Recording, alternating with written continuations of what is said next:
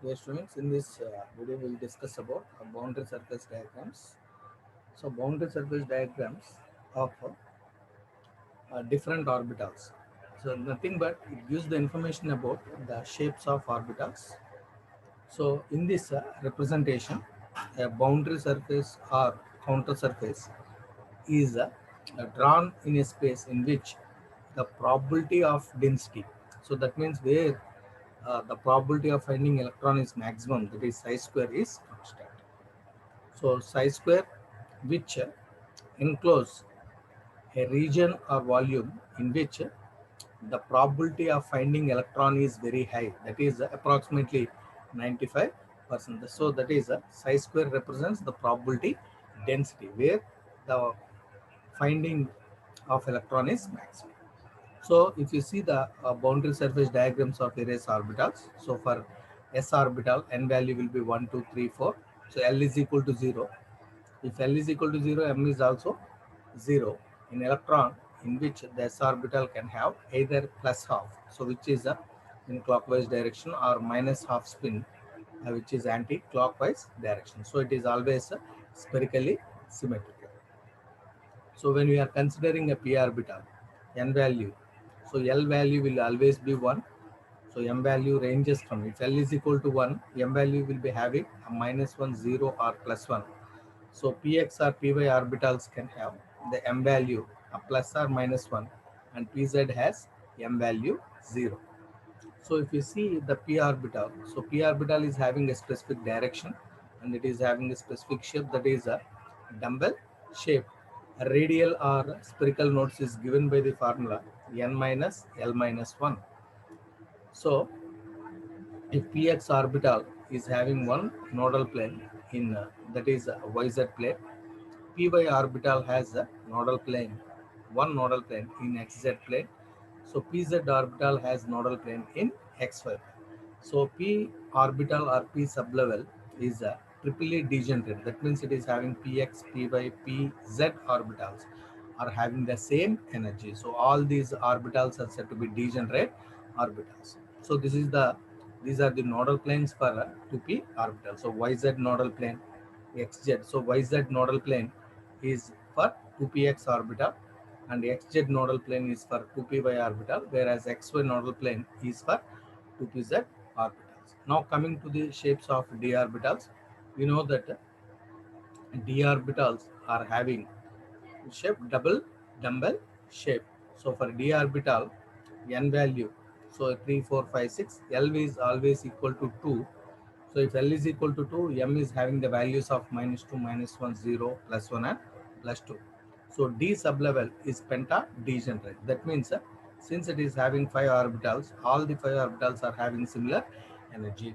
So each d orbital is having two nodal planes. So this is a m value for dx y, dyz, dxz, dx square minus y square and dz square. So in this we can see the number of nodal planes and number of lobes. So at which angle the number of lobes are there, we can see. So these are the d orbitals and their nodal planes. So each d orbital is having two nodal planes. So d orbital is having four lobes. So dxy, this is the dxy orbital structure, dxy orbital. So see here, when we are considering the dxy orbital, it is having two nodal planes. One is xz and other one is yz. So there are two nodal planes for dxy orbital. So graphs which are representing the amplitude of wave psi versus r. So psi square versus r. So psi represents amplitude and psi square represents the probability function. So if we draw the diagram between psi and r, so psi is nothing but represented by r, and r is represented in nanometers. For 1s orbital, n value will be 1 and L value will be 0. So this is the graph between psi square and r. So this is for 1s orbital. So for 1s orbital, n is equal to 1 and L is equal to 0. So what is a node or nodal plane? So the region around the nucleus in which the probability of finding electron is always 0 is known as nodal plane. So psi square value is 0 when the curve touches the x-axis. Psi value becomes 0, hence psi square also becoming 0. So there is 0 or no probability of finding the electron in that region. So that region is nothing but node. So if you see this orbital, number of radial nodes, number of nodal planes, and number of peaks. So this is the information for different orbitals, how many radial nodes and how many nodal planes and number of peaks. So number of peaks is given by the formula that is n minus L. So this is about this. Next one, a plot of radial probability function. So plot. So what is the use of this plot of radial probability function or D function?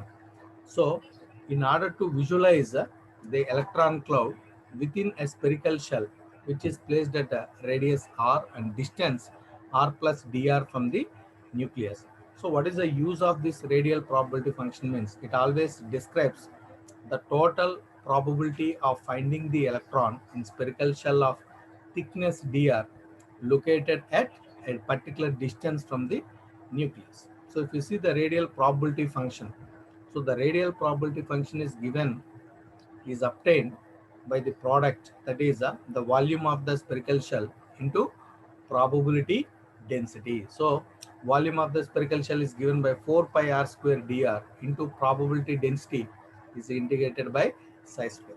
So in the plot of radial probability against r, the number of peaks, so r, the region of maximum probability is given by n minus L.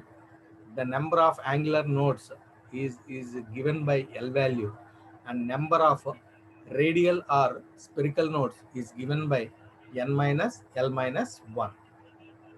If you are considering for 1s orbital, the angular nodes will be 0. Radial nodes is given by 1 minus, that is n minus L minus 1. So that means 1 minus 0 minus 1, that is 0.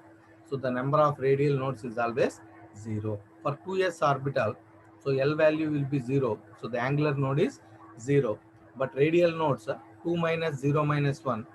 So that means between 1s and 2s orbitals, there is a nodal region. So that is one radial. So if you see the distance, the graph between D and R. So R is the radial distance from the nucleus and D. So this is the radial distance. This is the graph for 1s orbital, and this is the graph for 2s orbital. So the distance between the two peaks we can see. So this is the radial distance. So for 3s orbital, so n value will be 3, L is equal to 0. So there are three peaks we can see. There are three peaks we can see, and there are two radial nodes. There are two radial nodes. So this is a for 2p orbital, n value will be 2, L value will be becoming 1, and this is for 3p orbital. So these are the different graphs for different orbitals. So with this, I will conclude the session. In the next class, we will discuss about Pauli's exclusion principle.